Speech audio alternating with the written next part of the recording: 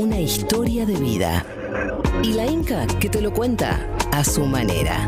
Vidas ilustres y maldita suerte.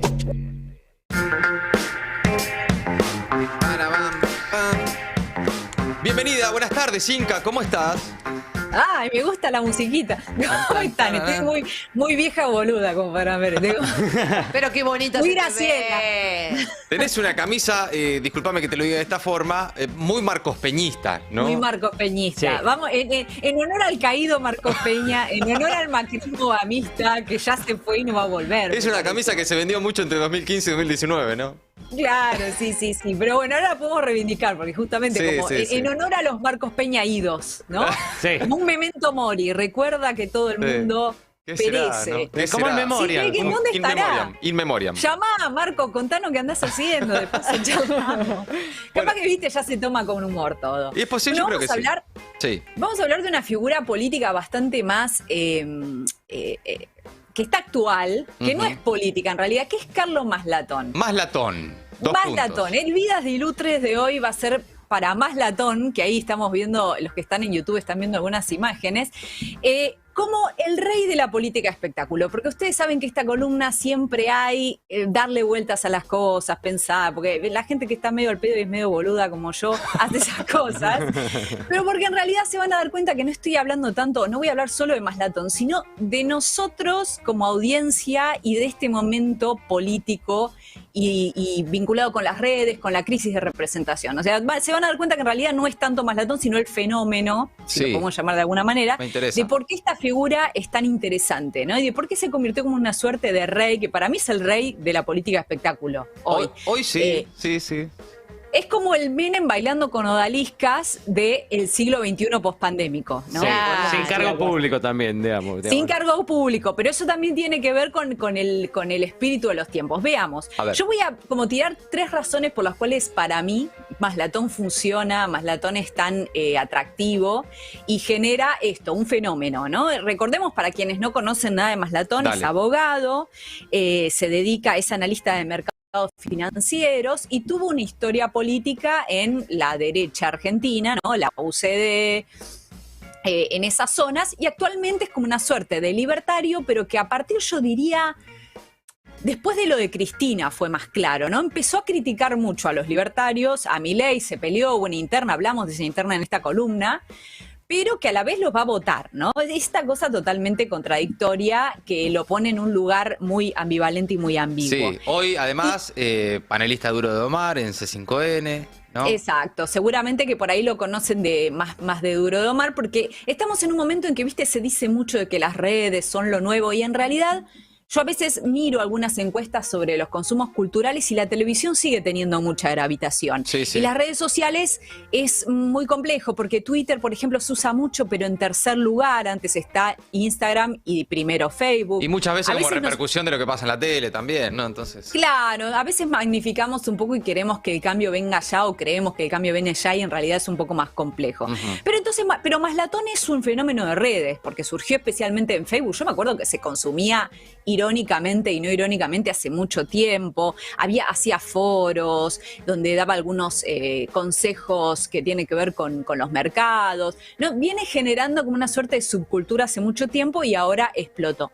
¿Cuáles son las razones para mí por las cuales es entretenido y qué dicen de la nueva cultura argentina? Porque allá, si vamos a robar, hagámosla completa. Yo voy a hacer una tesis cultural, sociocultural de la Argentina a partir de Maslatón. No me importa nada. Ya está, me sirve. Listo. Sí, no total. Me importa nada. Pero a ver, la primera, la cuestión de la riqueza. Sí. Los argentinos tenemos una relación muy compleja con el tema de la riqueza ajena y de consumir riqueza. Lo sabemos muy bien. ¿Cuál fue uno de los grandes caballitos de batalla exitosos en ese momento de la Rúa en contra de Menem? Lo de la fiesta para unos pocos, lo de la obscenidad de la Ferrari, ¿no? Sí. El avión Argentina, se vende. Claro, y pensemos los curas villeros, la cristiandad. Argentina es un país muy cristiano en su moral también, ¿no? Y no digo que llegamos a el pepemujiquismo, al uruguayo, ¿no? Acá el personaje uruguayo sabrá decirlo mejor. No somos tan así, pero hay algo como que la expresión de la riqueza, tenemos una relación ambivalente. Comparen con los yanquis. Los yanquis son grandes consumidores de riquezas obscenas, tienen programas sobre mansiones de los millonarios. Acá eso existe, pero como que creo que hay todavía una cosa de la Argentina como la clase media, ¿no? Como el ascenso social de clase media, y ese es un poco lo que se entroniza. Piensen en ficciones, en lo cultural. Sí. Se condena bastante la ostentación todavía, ¿no? Exacto. Aunque yo creo que se está rompiendo. Pero también por ejemplo, Ford en su momento. Eso te iba a decir. Recuerden que Ford en su momento era un tipo que era consumido, pero yo me acuerdo que cuando estaba vivo el comandante Ford, Miami, ahora que Messi está, vamos a decir todos Miami, no, era bastante criticado, era medio forreado, porque caía mal que el chabón quiera con su plata tener y lograr cosas que otros acceden con talento y con meritocracia y con trabajo. Hay un poco esa idea medio del inmigrante forzado muy fuerte en la cultura argentina.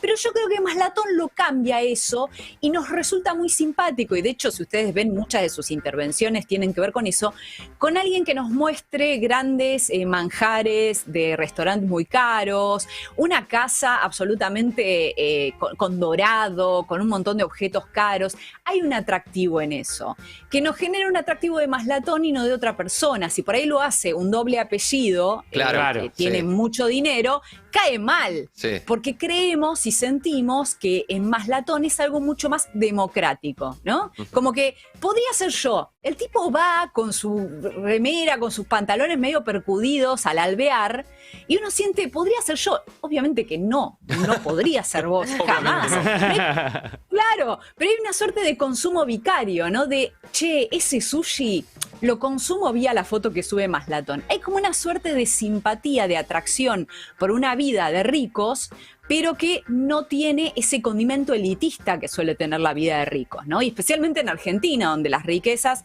en general han generado clases oligárquicas que han sido muy antipopulares y muy antiplebeyas. Claro. El Jockey Club. Bueno, yo creo que eso está mutando, que mutó con Menem, por eso también Maslatón es muy menemista, porque Menem básicamente hizo eso, ¿no? Democratizar el lujo, pero solo mediáticamente. Yo creo que ahí está la trampa, ¿no? De creer que en realidad, sí, todos podemos acceder al champagne. No, y en realidad podés acceder. De hecho, todo lo contrario ante el menemismo, pero ese efecto de pseudo-democratización. El espejismo del negro el negro que llega a un lugar, digamos. Que era lo que se le decía a Menem, básicamente. Negros, a nosotros negros, digo, a negros nosotros peronistas, ¿no? Sí. Y en el siglo XXI, alguien que hace muy bien esto es Trump, que se ha dicho mucho, ¿no? Trump se comporta como un nuevo rico. El tipo tiene plata hace mucho tiempo, es millonario hace mucho tiempo, de hecho es heredada ese dinero, pero si vos ves la casa de Trump, tiene cosas doradas, leopardo, o sea, funciona como si fuese Susana Jiménez en 1997, ¿no? En Miami. Claro.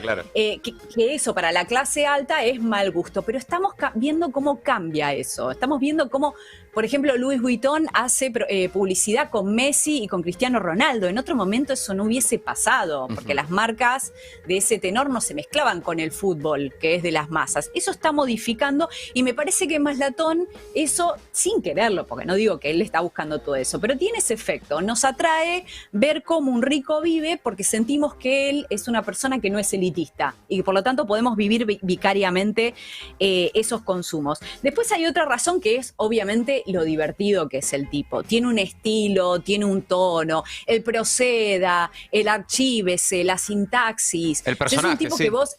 El personaje pero que habla, y vos te das cuenta que está hablando Maslatón, inventa modismos. Claro, un poco como el niño yo no fui. Claro, genera lenguaje, el niño yo no fui. Sí, el ¿no? Barrani, ¿no? 100% vos decís Barrani. proceda, Barrani, que de hecho algunos economistas salieron a responderle utilizando la idea de economía Barrani, o sea, es como que del consumo irónico se va a otro lado, pero es muy entretenido, es una persona que además yo creo que es muy divertido su personaje de que el tipo nunca se enoja. Yo se lo admiro mucho, de hecho me pasó conmigo. Yo lo he bardeado mucho porque Maslatón ha dicho cualquier cosa del COVID, le dice comunista hasta el café con leche, pero el tipo insiste en querer tener buena onda y ya a mí eso me puede. Te desarma. Te desarma. Necesito que me odies. Sí. El otro día, ayer fue que te tiró una portita de Inca, cada día está mejor, no sé qué te digo.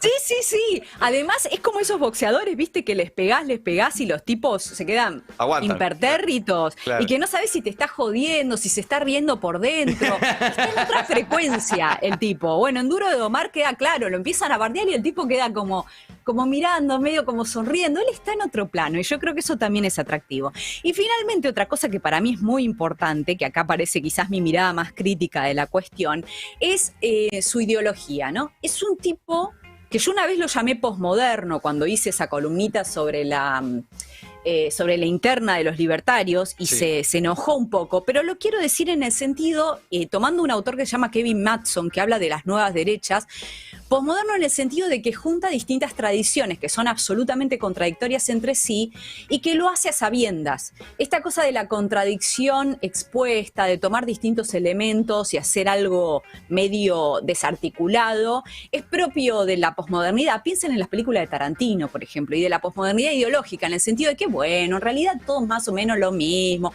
o yo tengo mi ideología, pero si digo que Milei es nazi, o digo que es un delincuente, pero lo voy a votar igual, esa contradicción abierta y además esa suerte de flexibilidad ideológica es algo propio del posmodernismo, por eso lo digo yo, no en el sentido de querer bardear. Y en este sentido, Tamara Tenenbaum escribió una nota muy interesante sobre Maslatón, que creo que se llama Maslatón ese tono, en Diario AR, en el momento que Maslatón fue a Qatar y medio como que la pegó ahí en esa cobertura, y dice algo muy interesante sobre esta contradicción ideológica del chabón, sobre cómo también desestabiliza a todo el mundo. Lo vi hace poco a Andajasi preguntándose a quién le garpa Maslatón, ¿no? Y elucubrando que le garpa a los peronistas. Y yo creo que en realidad no le garpa a nadie más que a él mismo. Puede ser. Sí, ponele que le sirve al peronismo porque está en Duro de Domar, pero después en realidad dice que todo el tiempo que va a votar a los libertarios, o sea, es como que le cae bien a todos y a nadie. No, y además Cristina lo ubicó en un lugar, ¿no? También para el que todavía tenía algún, qué sé yo, medio por debajo del radar. Totalmente. ¿no? Fue Cristina y dijo, me encanta Maslatón. Me encanta Maslatón. Claro, dijo, me encanta Maslatón. No estoy de acuerdo en nada de lo que dice, pero me encanta. Es un gran resumen de la figura, ¿no? Y de esto que vos estás contando. Me encanta, no coincido en nada, pero me encanta. Claro, exacto. Y Tamara Tenenbaum en este texto dice que él es como el verdadero liberal, ¿no? Dice que realmente se junta con todos, se sienta con todos, y en un momento dice algo para mí interesantísimo que tiene que ver con la posmodernidad, porque dice, Maslatón es un ironista profesional en el sentido en que el filósofo Richard Rorty, una de las grandes figuras que se suelen asociar al posmodernismo, hablaba de la ironía. Sabe que defiende sus convicciones y sus pertenencias porque son suyas y no porque sean las absolutamente mejores. Por eso puede vincularse con humildad y sinceridad con quienes defienden otras, ¿no? Y a mí me parece, yo acá le voy a hacer una crítica a Tamara para después defenderla. Medio raro lo que voy a hacer, pero yo no... Porque en un momento dice que eso es valioso, ese tipo de ironía con las propias ideas es valioso en un momento donde todo el mundo se reafirma en su propia identidad.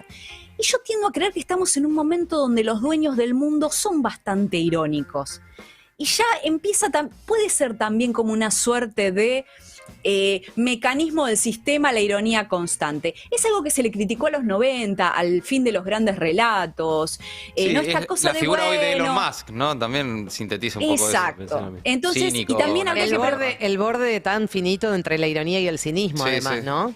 Claro, y la indolencia, porque también hay otra cuestión. Vos te podés tomar las cosas con este nivel de liviandad que es deseable si estás bien parado, si no se está jugando ni tu propia identidad, si ya te sentaste en la mesa de los que tienen una cuota de poder, si estás en el puto suelo y ni siquiera formás parte del libre mercado de las ideas, y te cuesta un poquito ser modosito o de ser piola con el que te quiere destruir, porque se está jugando algo un poco más fuerte, ¿no? Por eso a las mujeres les cuesta tanto ser irónicas y tomarse todo en joda, por ejemplo, porque básicamente te están bardeando y boludeando todo el tiempo.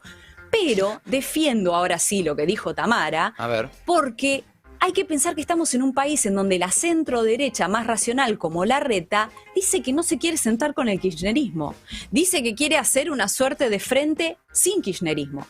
Entonces, en un país en donde el gorilismo incluso va en contra de las cuestiones liberales más principales, que son el diálogo, la posibilidad de escuchar al otro, entonces es valorable el gesto. En este contexto, tengo que darle la razón a Tamara Tenenbaum de que es valorable que el tipo se siente con los kirchneristas, que es un tipo ajeno a la tradición, obviamente estatista o lo que quieras decir, o kirchnerista, pero se sienta a hablar.